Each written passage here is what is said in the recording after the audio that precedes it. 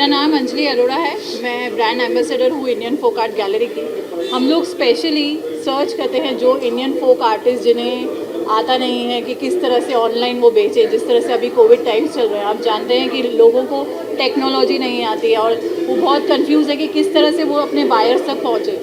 तो हम लोग उनको वो हेल्प करते हैं, एक प्लेटफॉर्म देते हैं ताकि वो अपने बायर्स तक पहुँच सके। एंड इवन अगर कोई आर्टिस्ट जो फाइनेंशियली वीक है या कुछ, हम उन्हें भी सपोर्ट करते हैं ताकि वो अपनी पेंटिंग्स बेचे, या हमें अगर उनकी कला बहुत ही पसंद आती है, अगर ट्रेडिशनल है, तो हम खुद परचेज करके उन्हें आगे सेल करने में बहुत हेल्प करते हैं। तो हमारे हमारा जो ये कॉज है, ये जो हमारी एग्जीबिशन है एंडेंजर्ड इंडियन फोक आर्ट, जो कहीं ना कहीं हमारी कलाएँ लुप्त हो रही है, उस बारे में।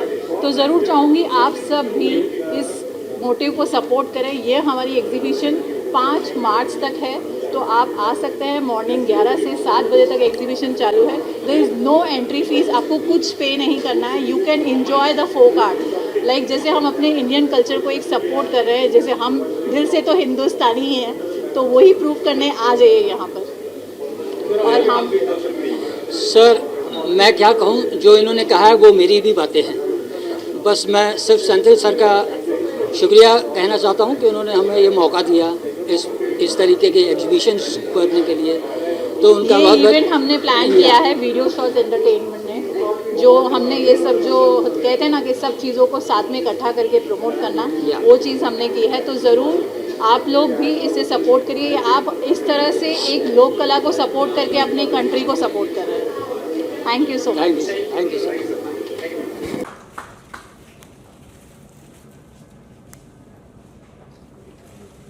तालियां जारी रखिएगा, क्योंकि आपकी तालियों से मुझे इंस्पिरेशन मिलेगी।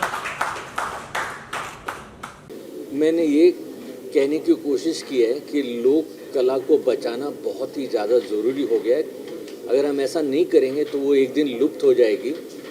हम समझते हैं कि लोक कला से हमारी सभ्यता और संस्कृति बची रहेगी, इसलिए इसका बचाना और इनको बचाना, किनको, लोक कलाकारों को बचाना बहुत ही महत्वपूर्ण कार्य है। उन संस्थाओं को जो लोक कला को प्रोत्साहित कर रहे हैं, लोक कला को आगे बढ़ा रहे हैं और लोक कलाकारों को आगे ले जाने की कोशिश कर रहे हैं, हमको उनको भी बचाना उचित लगना चाहिए, क्योंकि यही हमारे संस्कृति के बारे में अपनी कला द्वारा लोगों को बताने की कोशिश करते हैं। इसलिए मैं समझता हूँ कि ये प्रदर्शन जो लोक कलाकारों का है, ये बहुत ही महत्वपूर्ण है हमारे देशवासियों के लिए, हमारे आधुनिक कलाकारों के लिए, जिससे वो अपने काम को और भी अच्छी तरह सराह कर आगे ले जा सके। धन्यवाद। बॉलीवुड एक्टर जिनको कौन नहीं जानता। आजच्या या प्रदर्शनाच्या निमित्तानं लुप्त होणाऱ्या लोककला या कशा जीवित ठेवता येतील, त्यांचं पुनरुज्जीवन कसं करता येईल आणि त्या कला वृद्धिंगत कशा करता येतील यासाठी आजचे या प्रदर्शनामध्ये जमलेले सर्व उपस्थित मान्यवर, त्याचबरोबर कलाकार हे सर्वजण प्रयत्नशील असल्याचं आपण इथे पाहिलं। आज या प्रदर्शनाला काही नवोदित कलाकार देखील इथे उपस्थित राहिलेले आहेत।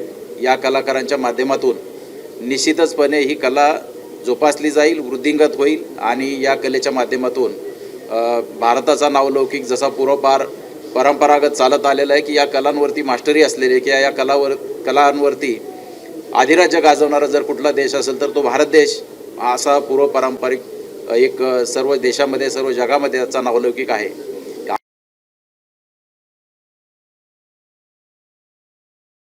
ये लोक कला जो है वो आज के युवा के लिए नहीं, वो हमारी पूरी संस्कृति के लिए, हमारे समाज के लिए ज़रूरी है, क्योंकि उसी को देखकर हमें ये पता चलता है, हम ये महसूस करते हैं कि सदियों पहले ऐसे कलाकार हुए हैं, ऐसे लोग हुए हैं, ये जो शैली आई है चित्रकला की और अलग अलग जगहों में, जो हमारे ईस्ट में, वेस्ट में, साउथ में, और इतनी प्रतिभाएं थीं। ये कैसे, जैसे अभी हमारे यहाँ राजीव जी ने कहा, मिश्रा जी ने, कि इस चीज़ को बनाने के लिए रंगों से जो खेलना है और तस्वीर को एक जीती जागती बोलती हुई तस्वीर पैदा कर देना उन रंगों से, उसके लिए खाली हाथ का चलना ज़रूरी नहीं है, उनका मन कितना उसमें लगता होगा, कितनी जैसे अंदर कोई रूह से उस चीज़ को उसमें रंग पिरो रहा है।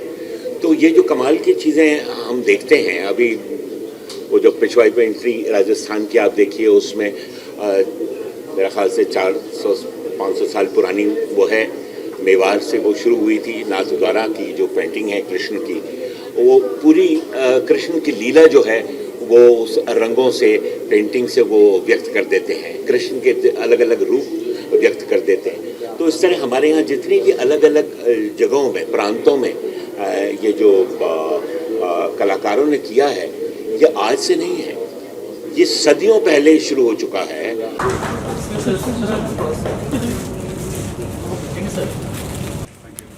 मिस्टर अखिल मिश्रा जी, सबने सब कुछ कह दिया है। मैं सिर्फ 2-3 पॉइंट्स ही बोलूँगा। एक तो ये है कि इस कला का कहीं भी इसकी पब्लिसिटी नहीं है जो आज का ज़माना है। जैसे लोग बड़े नेटवर्क में बड़ा एक्टिव रहते हैं, तो हमारे यहाँ कला को एनहांस नहीं किया जा रहा है इन टर्म्स ऑफ आज की टेक्नोलॉजी को उसके लिए यूज़ नहीं किया है। पहली बात तो ये, किसी को अवेयरनेस ही नहीं, कला किस तरह की कला हमारे यहाँ बनती थी या बन रही है या कैसे लुप्त होती जा रही है, ये आज की जनरेशन को उसका इल्म ही नहीं है, उसको ज्ञान ही नहीं है इस चीज़ का। सबसे पहले तो वो अवेयरनेस डालनी बहुत ज़रूरी है। वो सब गवर्नमेंट का काम है, जैसे सब कह रहे हैं। पब्लिसिटी इस कला को लेके इस हद तक होनी चाहिए कि हर एक के पास ये मैसेज पहुँचे कि we should be proud of our culture instead of going to western countries and Michelangelo और वो जो उन सब का जो आप देख के बहुत तारीफ़ें करते हैं, यूरोप होके आते हैं, आप कहते हैं वाह हमने वहाँ का कल्चर देखा साहब, उसका मुकाबला नहीं। अरे यार देख तो लो पहले, आपको पता ही नहीं है हमारा कल्चर क्या है। तो उसकी अवेयरनेस बहुत ज़रूरी है। दूसरा कि जो इनकी रोज़ी रोटी का जो इंतज़ाम है, जब तक फाइनेंशियल कंडीशंस उन कलाकारों की अच्छी नहीं होगी, वो जैसे उन्होंने अभी पढ़ के बताया सर ने कि वो कह रहे हैं कि बस अब ये जनरेशन मेरी तक ख़त्म, इसके बाद मेरे जो बच्चे हैं वो या इंजीनियर बनेंगे या डॉक्टर बनेंगे या मिनिस्टर बनेंगे। उसका रीज़न क्या है? सबसे पहले फाइनेंशियल रीज़न है। अगर वो फाइनेंशियली सिक्योर्ड होंगे तो क्यों नहीं करेंगे इस कला? तो सारी जिम्मेदारी सबसे ज़्यादा सब सरकार की है। और उसके बाद अगर अवेयरनेस हो जाती है तो मुझे पक्का यकीन है कि ये कला और ज़्यादा पनपेगी, उनको फाइनेंशियल हेल्प मिलेगी और ये और ज़्यादा फलेगी फूलेगी। थैंक यू इनविटेशन के लिए अंजलि अरोरा, नरेंद्र अरोरा के लिए बहुत बहुत धन्यवाद। और यहाँ इतने सारे पेंटिंग्स देखकर बहुत खुशी की बात है। मुझे लगता है ये बहुत ज़रूरी है। और ऐसे अंजलि ने कहा, ये आजकल इंस्टाग्राम या ऑनलाइन सोशल मीडिया ये आर्टिस्ट के लिए बहुत महत्वपूर्ण है, क्योंकि अगर ये प्लेटफॉर्म नहीं है, मैंने हल्का सा कच्छ वीवर्स को सपोर्ट किया ऑनलाइन इंस्टा स्टोरीज पे, और मुझे नहीं मालूम था कि ये भी होना है पेंटिंग्स के लिए। या पेंटिंग्स आर्टिस्ट भी घर पे बैठेंगे बिना काम बिना पैसे, वहाँ भी सहारा देना है। तो मैं ये अभी हल्का सा शुरू करना है, उन लोगों भी सपोर्ट करने के लिए। Thank you. वो अपने आप को जीवित रखने में बड़ी सक्षम रही है। आप ज़रा सोच के देखिए कि 2000 साल से भी पुरानी ये कला है, ये चित्रकारी की।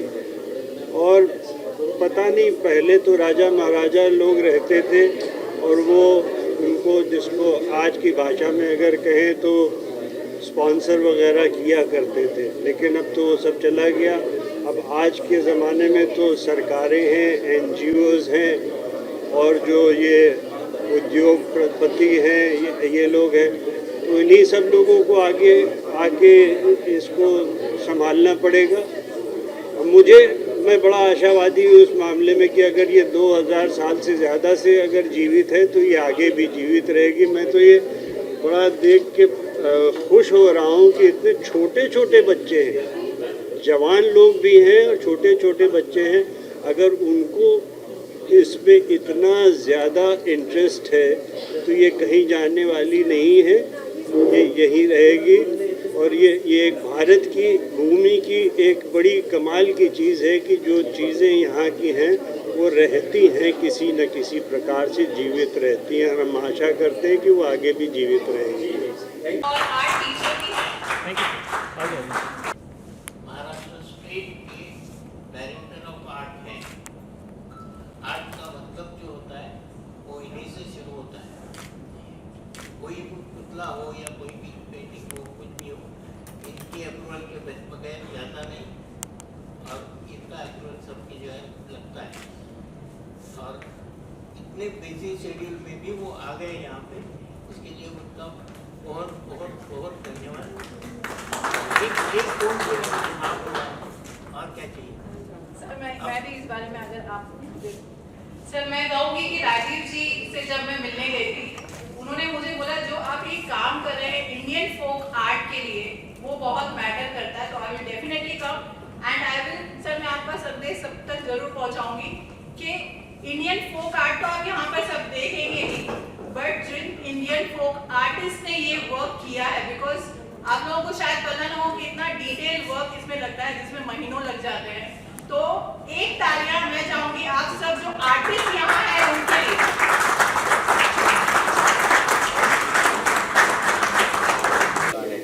इतना अच्छा लगा यहाँ पे आके, और क्या कहना चाहेंगे?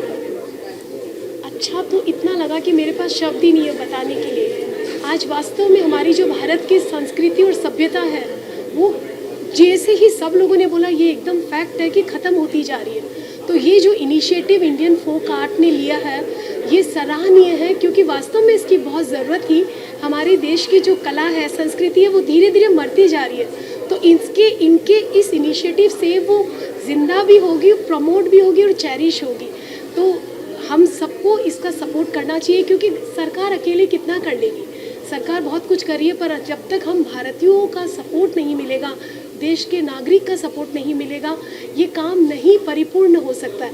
तो डेफिनेटली ये बहुत अच्छा एक इनिशिएटिव है जो इन लोगों ने लिया है।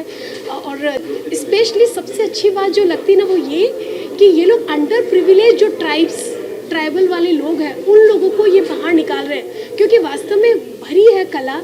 देखिए, डेवलप सिटीज़ में तो सब पता चल जाता है एग्जीबिशंस के थ्रू, पर छोटी छोटी जगह में इतनी कला जिनको कोई प्रमोट ही नहीं कर रहा है। तो ये एक जो इनका अभियान है, ये सराहनीय है कि ये अंदर जाके अंडर प्रिविलेज लोगों को जो बाहर ला रहे हैं, कला और संस्कृति को पनपा रहे हैं और एग्जीबिशंस लगा रहे हैं, उनको हर तरह से ऑनलाइन और ऑफलाइन दोनों सपोर्ट दे रहे हैं। ये बहुत काबिल तारीफ काम है और मैं पूरी तरह से इनको सपोर्ट करना चाहूँगी। इनफैक्ट मैं चाहूँगी हमारी खुद की जो कॉलेज है, बाकलीवाल फाउंडेशन कॉलेज, नवी मुंबई वाशी में, हम वहाँ भी ऐसा कोई एग्जीबिशन लगा सके, ताकि इसकी awareness not only in Mumbai, Navi Mumbai में भी बहुत अच्छे से पॉपुलराइज्ड हो सके, और पूरे देश में और वर्ल्ड में हमारी कला इसी तरह से जगमगाती रहे, चमचमकाती रहे। यही हम सब दिल से विश करते हैं। And wish you good luck to Indian folk art and culture. Thank you so much.